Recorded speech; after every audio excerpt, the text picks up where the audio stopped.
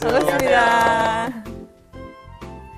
시청자 여러분 안녕하세요. 성경사랑방, 성경으로 보는 사람 사는 이야기 백소영입니다.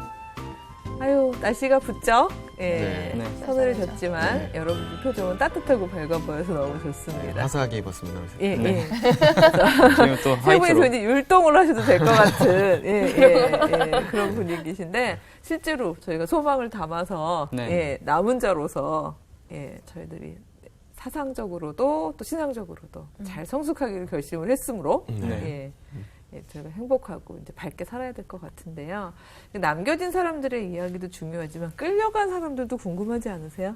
네, 궁금해요. 그쵸. 그 중에서 남겨진 자들. 그 중에서도 또 남겨진 사람들 이야기가 있잖아요. 근데 그 이야기는 다음 시간에 하고 오늘은 다른 얘기인가요? 오늘은 그 사이에 제가 잠깐 다른 데 관심을 좀 가져보려고 합니다. 뭐죠?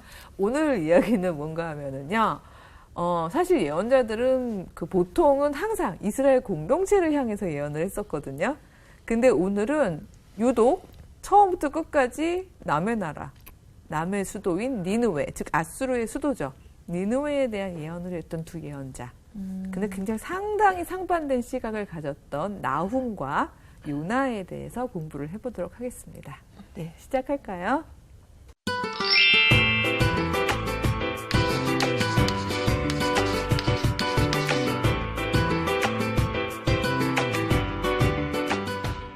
사실 다른 예언자들도 이방 나라에 대한 예언을 전혀 안 한 건 아니에요.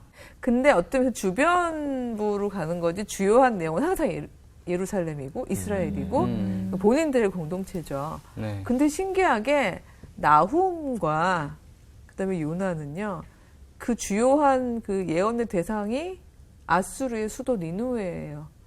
니느웨. 예, 근데 이 니느웨는 그야말로 이 이스라엘 공동체에게 정말 무서운 이름이죠. 왜냐하면 바로 아수르에 의해서 북왕국 이스라엘 망했죠. 그렇죠?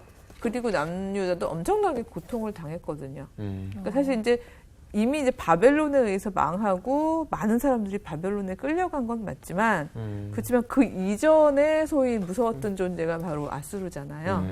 근데 그 첫 번째 예언자는 나훔이라는 예언자인데 이 나훔이 살았던 시기를 보면은요, 이 사람 입장에서도 굉장히 좀 되게 놀라웠을 것 같아요.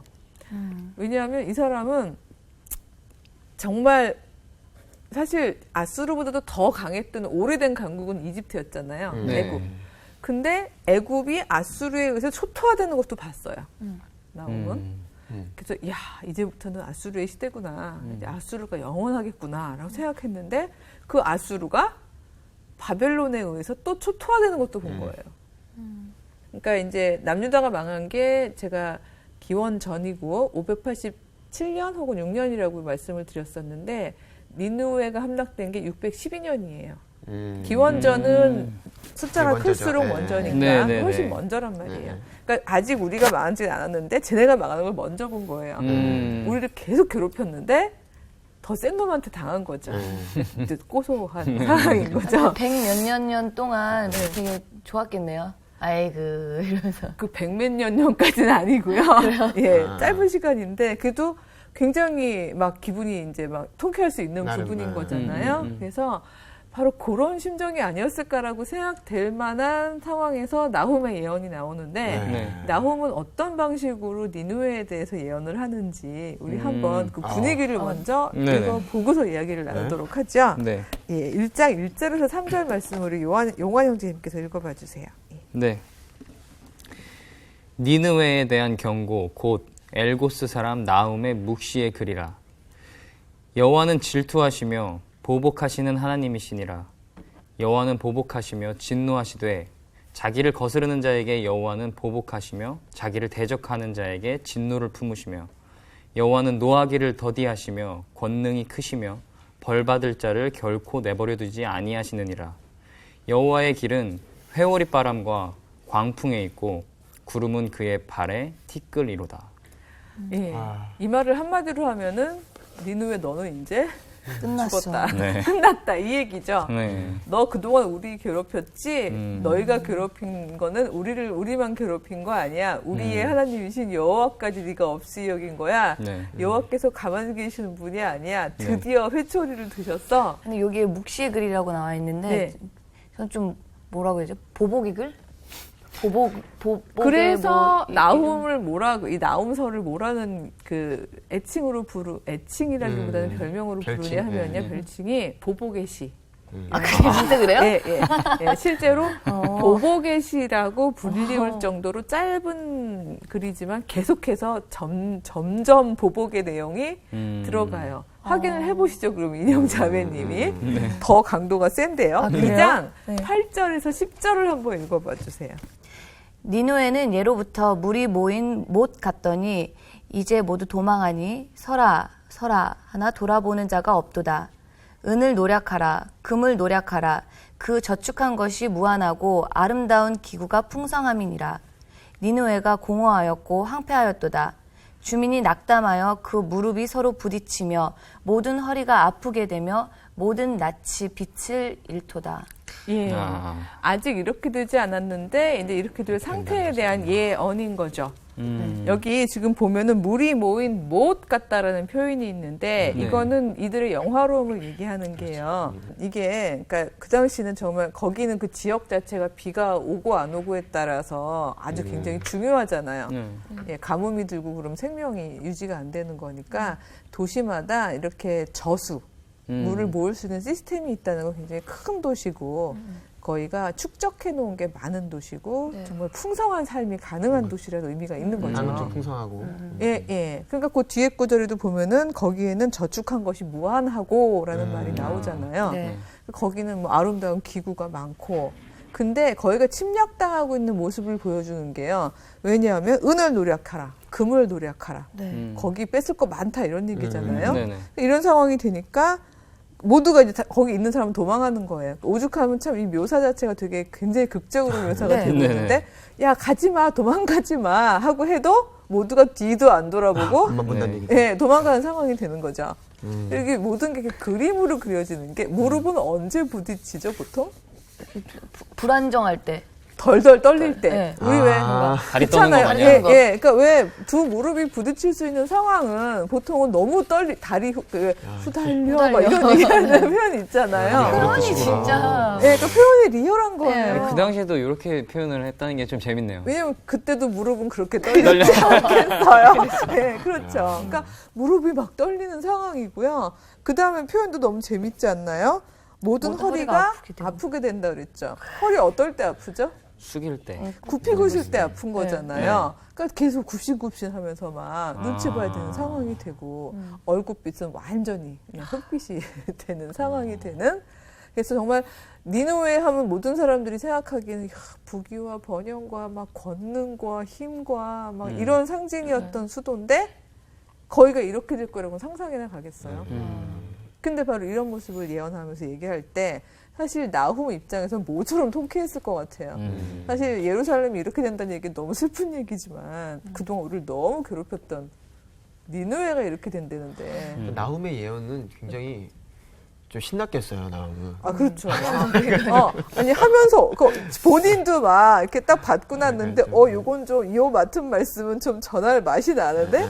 그런 생각이 들었을 것 같아요. 진짜 말씀 전하기 감정이입이 진짜 잘 좋았을 됐을 것 것 같아요. 같아요. 기왕에 기분 좋은 김에, 우리 이 표현이 더 리얼하고 더 실감나거든요. 우리 그 부분 혹시 그럼 지연 형제님이 살려서. 그래요? 또 있어요. 예, 예. 또 있어요. 왜냐면 점점 더 심해진대. 끝까지 그래요. 그래서 보면은 3장 1절에서 3절 말씀을 한번 나훔 같은 마음으로 신나게 읽어보시죠. 화 있을진저 비의 성이여 그 안에는 거짓이 가득하고 포악이 가득하며 탈취가 떠나지 아니하는도다. 휙휙하는 채찍 소리, 윙윙하는 병거 바퀴 소리, 뛰는 말, 달리는 병거, 충돌하는 기병, 번쩍이는 칼, 번개 같은 창, 죽임당하는 자의 죽음의 큰 무더기, 무수한 시체여 사람이 그 시체에 걸려 넘어지니. 와. 무서웠어요. 그렇죠. 약간 신나게. 네. 신났어요. 근데 좀 뭔지 뭔가 알겠어요. 이렇게 그림이 그래 그치. 만화 같은 느낌이 너무 많이 들었어요. 그래도 이걸 그려보세요. 마음으로, 이렇게 머리로 그려보면 정말 무서운 거잖아요. 아, 저는 약간 지금 나움의 마음을 느끼면서 예, 느꼈어요. 예, 읽으면서. 근데 약간 벅참이 있어요. 약간 벅차가지고. 벅참. 아니, 이거 아마 이스라엘 사람들이 읽으면서 막 박수 치면서 들었을 것 같은 그러니까. 거예요. 아니 그랬을 것 같아요. 휙휙하는 채찍 소리 그럼 거기에 또 엎여서 윙윙하는 한 번 바람 더. 소리 와 이렇게 됐을 것 같아요. 맞아요. 왜냐면 그동안 예언자들이 했던 말들을 자꾸 자기들을 향한 말이었으니까 듣기도 괴롭고 싫었는데 아마 나훔의 이 예언은 아 진짜 시원했겠다. 막 완전 시원했을 것 같아요. 막 오예 막 이러면서 스타 됐겠네요. 스타 됐겠어요. 그동안 물론 자기들도 이제 조만간 당할 일이긴 하지만 그건 나중 생각할 문제고 우리 그동안 괴롭혔던 니느웨가 그렇게 된다고 온통 이렇게 이건 지금 말 그대로 계속해서 이제 침략해 들어오는 부분을 묘사한 거잖아요. 네. 그리고 그들은 다 죽어 넘어져 있을 거라고. 그래서 정말 나움서는 마지막까지 이러다 끝나요. 와. 그게 충분히 이스라엘 사람들한테는 들으면서 신날 수 있는 예언이었던 것 같아요. 예. 그리고 그 예언이 물론 그동안 우리를 괴롭혔던 니느웨가 그렇게 된다니 쌤통이나 하는 1차원적인 의미도 있을 수 있지만 여기의 메시지 자체는 그렇지. 인간이 아무리 힘을 갖는다고 해도 우리가 무너질 것 같지 않았던 이집트를 밟을 정도의 그 막강한 힘을 너희가 가지고 있었지만 그것도 길지 않지. 결국 너희도 또다시 힘에 의해서 칼에 의해서 망하지. 하는 메시지는 분명히 담겨 있는 거죠. 네. 그러니까 결국 이런 걸 보면서 타산지석을 삼는다면 어떤 의미에서는 남유다 입장에서는 우리가 의뢰할 사람은 우리가 의지할 사람들은 이집트도 아니고 아수르도 아니고 또 바벨론도 아니고 결국 여호와지 하는 메시지는 물론 그 안에 함축되어 있지만 그럼에도 불구하고 드러나게 마지막에 예를 들어서 그러니 얘들아 이렇게 해라라고 명시하지는 않고 있어요. 정말 처음부터 끝까지 계속해서 니느웨를 향한 서슬파란 이런 보복의 내용들이 강하게 들어있는 거죠. 갑자기 훅 들어오는 생각은 예. 이게 만약에 그러니까 좀 압축된 것 같아요. 하나님께서 너네 이렇게 하지 말아라. 그럼 이렇게 된다. 그렇죠. 예, 예. 그러니까 그렇게 딱 찰떡같이 알아듣는 귀한 신앙인은 바로 그런 말씀을 나움도 받을 수 그거를 있죠. 느끼면서 그렇죠. 예. 나움도 어떤 의미에서는 그 1차원적으로 쌤통이다 하는 것보다는 네. 이렇게 인간의 권력과 힘으로 죽이는 일을 앞장섰던 사람들은 똑같은 어쩌면 너희보다 더 심한 사람들의 권력에 의해서 같은 일을 당하게 될 거다. 라는 엄중한 경고가 들어있는 게 맞죠. 근데 재미있으면서도 우리가 한번 오늘 생각해 봐야 되는 것은 뭔가 하면요. 똑같이 니느웨를 향한 예언인데 요나서에서 나오는 예언은 다르다는 거예요. 어떤 면에서 상당히 대조적이에요. 좀 어떻게 대조적인지 한번 볼까요? 우리는 요나로 네. 옮겨가게 되는 건데요. 사실 요나와 니느웨가 동시대 인물이었냐 하면 그렇진 않았어요. 그러니까 요나에 대해서 요나의 시대에 대해서 유추해 볼 수 있는 건 학술들마다 너무 다양해가지고요. 저희가 그걸 다 다뤄볼 시간은 되지 않는데 근데 성경에 보면 요나가 여로보암 2세의 통치 기간에 있었던 예언자라고 잠깐 언급은 되어 있어요. 그렇게 보면 또 나움보다 살짝 위인데 근데 학자들 이야기는 그럼에도 불구하고 그렇게 되어 있지만 아마 요나서 자체가 쓰여진 건 훨씬 들 거다. 라고 추정하는 이유 중에 하나가 이 쓰여진 히브리어가요. 굉장히 후대의 히브리어예요. 후기 히브리어. 그러니까 그 시절에 안 썼던 말들 있잖아요. 왜 우리도 요즘 네네. 우리도 한글도 보다 보면 아래하 있고 뭐 네네네. 중점 있고 이런 거 보면 아 이거는 몇 세기구나 하고 알 수 있는 것처럼 한글도 보면은 왜 추정할 수 있잖아요. 네. 그처럼 히브리어가 이거는 나훔 시대보다 훨씬 뒤라고 생각하는 학자들이 많고 그래서 어디까지 뒤로 미루냐면 미루면 바벨론 시대도 아니고요. 바벨론은 또다시 페르시아한테 망하거든요. 네.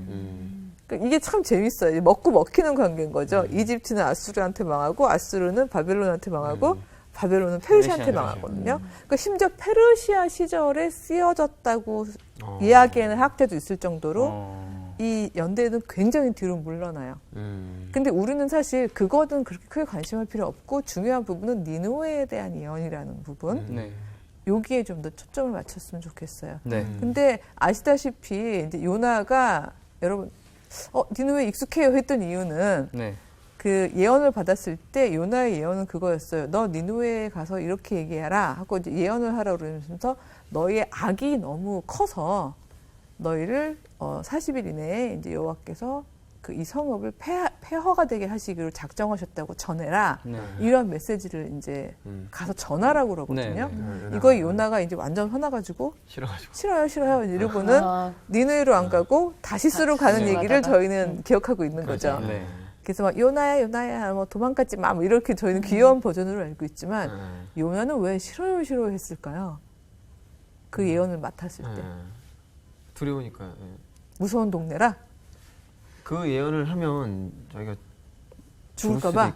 그런 거 아닌가요? 어차피 예언자들은 참 반갑지 않은 예언을 하기로 이제 뽑힌 사람들이긴 한데 두려움은 있었겠지만 제가 요즘 들은 바로는 중심이 하나님께 있지 않고 나에게 있었기 때문에 같이 하려고 하는, 그것도 같은 얘기죠, 그렇죠? 예, 제가 배웠던 거는 아니 뭐 그거였어요. 틀렸다는 건 아니고 그 싫었던 거죠. 미웠던 거죠. 그 니느웨 사람들이 왜냐면 그 이스라엘 사람들을 이제 힘들게 하고 어렵게 하고 그것 때문에 자기의 원수 같은 그 지역에 가서 이렇게 하기가 얘기해주기 싫었던 것 같아요. 조금 더 가까워요. 왜냐하면 요나는 하나님이 헤세드의 하나님이라는 걸 아는 거예요. 은총을 베푸시는 하나님. 용서해줄 걸 알고. 왜냐하면 폐허가 할 거면 까짓 거 그냥 뭐 너희 죄악이 악하다 이런 얘기 뭐하러 전해줘요? 왜냐면 자기네는 예언을 해봐서 알잖아요. 그동안 그런 악하다는 거에 대한 경고, 이렇게 가면 망한다는 경고 늘 누구한테 했던 거죠? 자기네 공동체, 네, 이스라엘을 이스라엘. 향해서 했잖아요. 근데 네. 그 메시지는 사실 니네 망해 이게 아니고 그러니 돌이켜. 돌아와. 살리시려고. 네. 그러니 하지 마. 이게 사실은 살리시려는 관심이 있다는 걸 요나는 알거든요. 그래서 우리를 사랑하시니까 당연히 이런 메시지를 주시는 거야라고 생각하는 걸 알고 있는데 왜 니누웨에 가서 이 얘기를 해? 니누웨는 그냥 확 망하게 하면 되지? 좀 야 요나가 진짜 인간적이에요. 진짜. 그렇죠. 인간적이지 완전. 좋은데 저는 어떤 면에서는 나훈보다 저 마음씨가 심포가 초반에 못됐을 수도 있는 네네네. 거죠. 나훈은 이제 막 뭐 휙휙 뭐 나는 근데 그런 마음 많이 느껴본 것 나도 같거든. 저도 그래요. 막 말하기 싫은 거 있거든. 뭐 되게 근데 막 좋아하는 거. 입에서는 막 말해야 되는데 하기 싫어 이런 거 있잖아요. 이게 좋은 거거든요. 너무 좋은 이거 거야. 너무 좋은 말씀이거든요. 그리고 그러다 이 사람들 막 회개하고 막 하나님께 돌아오면 어떡해요? 용서받는 거니까. 어머 그래서 막 하나님이 용서 주시면 어떡해요? 어머 그거 너무 싫잖아요. 그렇죠. 니는 왜 걔는 당해야 되는데. 그러니까 요나도 마음씨에 있어서는 사실 나훈만 예 못지 않았을 것 같아요. 아니, 심했으면 심했어요. 아수르가 얼마나 그렇게 힘들게 그렇죠. 했으면. 예, 그러니까 정말 아수르, 니누웨 이건 정말 이들에게는 상징 자체가 아주 이가 갈리는 상징이죠. 예. 그러니까 하물며 그런 곳에다가 회개의 메시지를 전하라고? 내가 이럴 바에는 차라리 도망가다가 혼나고 만다. 이러고서는 사실은 반대 방향으로 이제 도망가게 된 건데 우리가 다 알다시피 우리가 기억하는 건 오로지 고래밖에 기억이 안 나잖아요. 그래가지고 진짜 고래 뱃속 같은 그런 경험을 하고 결국은 이제 어쩔 수 없이 하나님께 이끌려서 다시 니느웨로 돌아가죠. 제가 얼마 전에 친구랑 얘기를 나눴어요. 이제 선교 얘기를 하다가 뭐 일본에 선교 갔던 적이 있냐 막 이런 얘기를 했었거든요. 그래서 나는 있다 막 이랬더니 그 친구가 일본 선교 왜 가? 이러는 거예요. 미운 일본인데 있다고. 아, 그러면서 나는 절대 일본 선교는 못 갈 것 같아. 그래서 막 얘기를 하더라고요. 우리가 미워하는 존재는 망해야 돼. 약간 이런 마음이 있어 사실 저 인간적으로 있잖아요. 그러니까 요나도 사실 그 마음이었던 것 같아요. 네. 근데도 이제 어쨌든 뭐 하나님이 치시고 이제 회개할 기회를 주시고 그래서 돌아왔잖아요. 그래서 이제 요나가 이제 마지못해 풀이 죽어서 니누웨 성에 가서 무엇 하는지 네. 우리 그 부분을 한번 용환 형제님께서 네. 3장 네. 3절에서 4절 말씀을 한번 읽어봐주세요. 약간 풀 죽어서 해주세요. 네. 풀이 죽어였네요. 요청이 막 들어오네요. 네네, 알았습니다. 네. 요나가 여호와의 말씀대로 일어나서 니느웨로 가니라. 니느웨는 사흘 동안 걸을 만큼 하나님 앞에 큰 성읍이더라. 요나가 그 성읍에 들어가서 하루 동안 다니며 외쳐 이르되 40일이 지나면 니느웨가 무너지리라 하였더니 니느웨 사람들이 하나님을 믿고 금식을 선포하고 높고 낮은 자를 막론하고 굵은 베옷을 입은 자. 어떡하면 좋아요. 아니라니까 바로 결국 바로 되게 소심하게 조그맣게 얘기했는데 그죠? 그러니까 40일 지나면 이렇게 했을 것 같아요. 40일 지나면 망한다 이러면서 뭐라고 그걸 듣고 뭐라고요? 자. 진짜 웃기는 거 이 앞에 묘사인데요. 사흘을 걸어야 다 걸을 수 있는 큰 성읍인데 하루길만 갔다고 돼 있잖아요. 네, 맞아요. 열심히도 안 했어요. 그냥 하루만 했어요. 그러니까 3분의 1만 돌면서 목소리도 아마 개미 목소리 같이 해가지고 내 나라가 무너지리라. 요나는 하나님의 이 메시지는 힘이 있을 거라는 또 확신은 있었나 보네요. 네. 그렇죠. 네. 예언대로 있으니까 사실 네. 도망가면서까지 안 하고 싶었던 거죠. 그러니까. 니느웨가 회개할까봐. 네. 그거 너무 싫잖아요. 네. 그랬더니 지금 용환 형제님 읽어주신 끝부분에도 살았습니다만 어떻게 하면 좋아요? 바로 회개하는 그런 황당한 일이 벌어지고 있는 거죠. 네. 그 황당함이 얼마나 황당했는지 우리 인영자매님이 한번 거기가 3장 5절에서 6절 그리고 7절에서 8절인데 한번 이어서 읽어봐 주세요. 네. 니느웨 사람들이 하나님을 믿고 금식을 선포하고 높고 낮은 자를 막론하고 굵은 베옷을 입은지라. 그 일이 니느웨 왕에게 들림에 왕이 보좌에서 일어나 왕복을 벗고 굵은 베옷을 입고 제2에 앉으니라.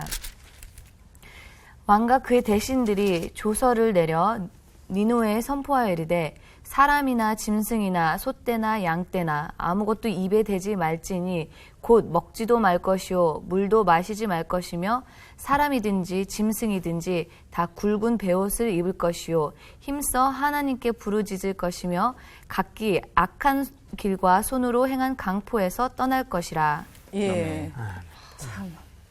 그러니까 조금 좀 그 속된 말로 밑을 노르시죠. 우리가 근데 그런 일이 많이 겪잖아요. 뭐 이제 내가 정말 싫어했던 사람인데 그 내가 알기로 한 30년 나쁘게 살았는데 그래서 정말 너무 부자고 막 정말 나쁘게 돈도 많이 벌었고 했는데 갑자기 하나님 만나가지고 이렇게 해가지고 너무 싫은 생각을 잘해. 약간 좀 싫잖아요. 그게 싫어 사실. 왠지 저 사람은 기승전 망 그래야 될 것 같은데 막 기승전 막 이거 어떻게 하면 좋아 이렇게 생각할 수 있을 만한. 실제로 이거는요 아마 이스라엘의 예언자들이 모두가 바랐던 상황일 것 같아요. 예언이 선포되었을 때에 왕부터 심지어 왕부터 백성까지도 아니에요. 왕부터 소, 돼지까지 모든 짐승까지잖아요. 정말 왕부터 모든 생명이 있는 그 모든 것들이 다 제 위에 앉았다는 얘기는 그야말로 정말 겸허하게 자기들의 그동안의 행악함을 회개하고 있는 모습이잖아요. 폐허 위에 그리고 베옷을 입고 네. 그렇죠? 일상을 멈추고 금식, 밥도 안 먹어요. 진짜 이건 스스로 멈추는 일상이잖아요. 강요에 의해서 된 폐허가 아니라 자기들이 그동안 살아왔던 일상을 다 멈추고 그리고 그 위에서 금식으로 기도하는 거죠. 금식하면서 기도하면서 뭐래요? 중요한 부분은 기도만 한 게 아니에요. 여기 나오죠. 그동안의 강포와 행악함을 그쳐라. 네. 회개의 의미는 그거거든요. 이건 그냥 무조건 그동안 제가 잘못했어요. 용서해 주세요. 그리고 내일 가서 똑같이 잘못하는 게 아니라 돌이킴이거든요. 회개는. 네. 그동안의 길을 돌이켜라. 라는 부분을 정말 조서를 내려가지고 온 나라가 지금 이렇게 회개를 하고 있다는 얘기죠. 근데 아수르가 이 방법을 알았다는 게 하나님께 회개하고 이렇게 나아갈 수 있는 그런 신앙에 뭔가 믿음이 있었는지가 이거는 조금 더 얘기해 드릴게요. 왜냐하면 이 요나서가 뒤에 쓰여졌던 거에 대해서 저는 조금 더 확신을 가지고 있는 이유가 니느웨가 이랬었으면 그 행악을 그쳤겠죠. 네. 그렇지만 니느웨는 계속해서 포악했거든요. 그러니까 어떤 면에서는 이거 페르시아 시절에 여전히 악한 공간이었던 니느웨에 대한 이야기를 담아서 어쩌면 니느웨들이라고 한 소리보다는 이스라엘 공동체에게 교훈을 주기 위해서 이 요나가 이야기를 한 게 아닌가라는 생각이 저는 좀 들었던 부분이 왜냐하면 이렇게 악한 이스라엘 적국이라고 생각하는 존재들까지도 사랑하시는 하나님 돌이킨다면 여호와께 돌아온다면 이스라엘만이 아니라 만인을 구원하는 하나님에 대한 사상은요 후대에 생기거든요. 이스라엘이 제위에 앉았을 때, 폐허 위에 앉았을 때. 지난 시간에 말씀드렸지만은 모두들 여호와를 부르기만 하면 그 입술로 여호와를 부르면 응하리라, 구원하리라. 이런 사상은 사실은 굉장히 뒤에 생기거든요. 그런 의미에서는 니느웨를 향한 예언이긴 하지만 어쩌면 사실 이미 니느웨는 다 망한 뒤에. 그리고 이걸 듣고 있는 모든 사람들도 이미 니느웨가 망한 걸 알고 있지만 이 이야기를 들을 때 역사적으로 듣기보다는 왜냐하면 실제로 그랬으면 니느웨가 아마 더 이상은 침략을 안 했을걸요. 그렇지만 니느웨는 계속해서 침략을 했고 그 뒤에 이스라엘 망했잖아요. 그러니까 어떤 면에서 훨씬 후대라는 부분이 저는 어떤 뭐 언어적인 측면이나 여러 가지 학술적인 부분도 그렇지만 이 요나가 접근하고 있는 신앙 고백 부분에서 훨씬 그렇다는 생각이 들어요. 왜냐하면 실제로 돌이켰고 그리고 여호와께서는 해수들을 베푸세요. 그래서 이 사람들을 망하게 하시겠다는 마음을 거두세요. 그래서 얼마나 속상했으면 이때 이제 요나가 이제 투덜거리는 장면이 있어요. 왜냐하면 안 망하게 하신 거예요. 왜냐하면 당연히 돌이켰으니까. 근데 거기에 대한 우리 투덜 전문 낭독자인 지영 형제님께 한번 부탁을 드려볼까요? 예, 거기가 4장 1절에서 2절인데 한번 읽어봐 주세요. 예. 요나가 매우 실하고 성내며 여호와께 기도하여 이르되 여호와여 내가 고국에 있을 때 이러하겠다고 말씀하지 아니하였나이까. 그러므로 내가 빨리 다시스로 도망하여 싸우니 주께서는 은혜로우시며 자비로우시며 노하기를 더디하시며 인애가 크시사 뜻을 돌이켜 재앙을 내리지 아니하시는 하나님이신 줄 내가 알았음이니이다. 예, 완전 화났죠, 요나. 이건 이럴 줄 알았어요. 예, 제가 알아서 안 오려고 그랬었잖아요. 근데 이런 일이 생겼잖아요. 그래서 뒤에 보면 더 요나가 정말 속상했던 게 저 살고 싶지 않습니다, 하나님. 저 차라리 제 생명을 거둬가십시오. 이렇게까지 기도를 해요. 너무 속상한 거예요. 정말 딱 망했으면 좋겠는 사람들이 저렇게 될 수 있다는 거 이건 말이 안 되지 않습니까? 그럴 때 하나님께서 요나에게 교훈을 주시는데요. 그 한마디로 하면 박넝쿨의 교훈이라고 볼 수 있어요. 왜냐면 이제 그러고도 이제 이 니느웨는 꼴이 어떻게든지 보자라고 그러면서 이제 높은 언덕에서 이렇게 보고 있는데 그 지역이 그늘이 없는 지역이라 대낮에 굉장히 뜨겁거든요. 근데 어디서 생겼는지 씨앗이 하나 와가지고 아주 잎이 무성한 큰 이파리가 넓은 어떤 넝쿨이 생겨서 아주 시원한 거예요. 그래서 뭐 나름 이 정도면 시원하고 괜찮구나라고 있었는데 뭐 하루도 안 돼가지고 막 벌레를 먹어가지고 다 없어져 버린 거예요. 그래서 요나가 화가 났어요. 그래서 하나님 이게 뭡니까? 기왕이면 좀 그늘을 좀 주시지. 왜 갑자기 또 얘들은 또 이렇게 쭈그러들어가지고 다 없애십니까? 라고 투덜거렸을 때 여호와께서 말씀을 하시거든요. 근데 이제 투덜을 반성하면서 우리 여호와의 말씀을 한번 지현 형제 입에 다시 한번 읽어봐 주실까요? 거기가 4장 10절에서 11절 말씀인데요. 여호와께서 어떻게 말씀하시는지 한번 보겠습니다. 여호와께서 이르시되 내가 수고도 아니하였고 재배도 아니하였고 하룻밤에 났다가 하룻밤에 말라버린 이 박넝쿨을 아꼈거든. 하물며 이 큰 성읍 니느웨에는 좌우를 분변하지 못하는 자가 12만여 명이요 가축도 많이 있나니 내가 어찌 아끼지 아니하겠느냐 하시니라. 이걸 배운 거예요, 요나가. 실은 요나만 배운 게 아니라 이 요나의 이야기를 듣고 있는 이스라엘도 배우는 거죠. 그동안은 우리만 잘 살고 우리만 구원해 주시고 우리 적국은 다 쫄딱쫄딱 망해야지 그게 여호와의 살아계심을 증거하는 거라고 생각했는데 아니구나. 여호와께서는 저 생명, 왜냐하면 창조주신대요. 생명을 다 주신 분인데요. 바로 그런 여호와께서 왜 저 생명을 아끼지 않겠나. 여호와의 이름을 부르기만 한다면, 존재자이신 여호와를 알기만 한다면, 그 여호와의 도대로 살겠다고 마음만 먹는다면, 그렇다면 이스라엘만이 구원의 대상은 아니구나. 아니 되게 디테일하게 하나님 표현하신 게 12만여 명이야. 이게 되게 인격적인 하나님의 그 표현이. 그렇죠. 너 내만 몰라. 이렇게 야 내가 12만 명이야. 뭐 이렇게 섬세하게 말씀하시는 그러니까 박넝쿨 하나 가지고도 네가 지금 이렇게 분통을 터뜨리는데 이건 박넝쿨하고는 비교할 수도 없는 인간 생명체만 12만이고 거기에 가축도 있고 가축들이하고 무슨 죄예요, 솔직히. 예. 그 많은 생명체가 가득한 공간이다. 근데 내가 왜 그들을 아끼지 않겠니? 왜 그들에게도 여전히 돌아올 가능성, 나를 알 가능성, 나의 법대대로 살 가능성을 열어주지 않겠니? 사실 이런 계시를 주신 거거든요. 그러니까 여기서 저희가 꼭 가져야 하는 어떤 교훈은 누가 먼저냐, 나훔과 혹은 나홈이 맞았냐, 요나가 맞았냐. 그래서 니느웨는 실제로 그래서 뭐 망했다는 거냐, 말았다는 거냐 이런 부분이 아닐 수도 있다는 거죠.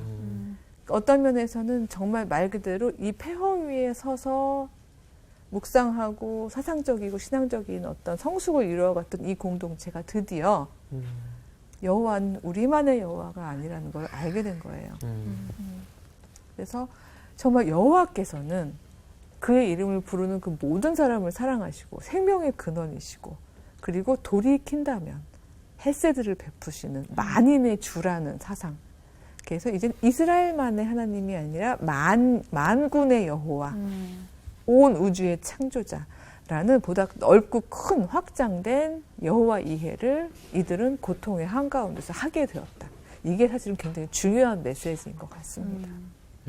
그래서 아멘이네요. 예, 이 메시지를 저희 마음에 품고 기도로 마치도록 하겠습니다. 네.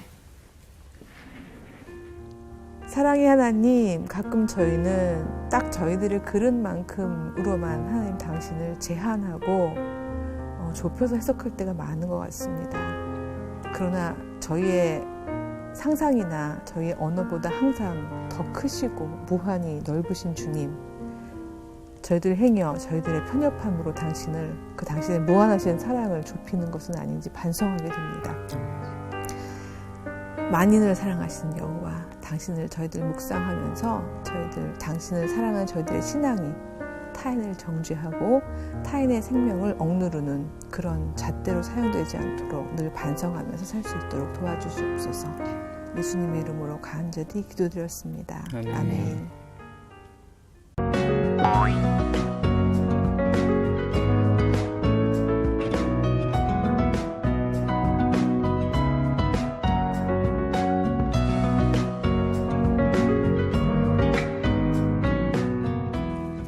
성경사랑방 오늘 시간을 마치겠습니다. 감사합니다. 감사합니다. 저는 오늘 이걸 하면서 한편으로 이웃에 대해서 조금 생각이 들더라고요. 그러니까 이게 이웃의 범위 같아요. 그쵸. 하나님께서 말씀하신 어디까지가 나의 이웃이냐? 예수님께서 선한 사마리아 딱 그 이야기 하시면서 참 우리 그 구원에 대한 열려 있고 그리고 너희들의 이웃에 대한 범위, 그러니까 적이잖아요. 우리를 그쵸. 괴롭혔던 사람을. 프로그램에 도움을 주신 분들께는 성경 사랑방이 제공하는 책과 CCM 음반, 그리고 성경을 쉽게 만날 수 있도록 만화로 제작된 최고의 자습서 성경 2.0을 드립니다.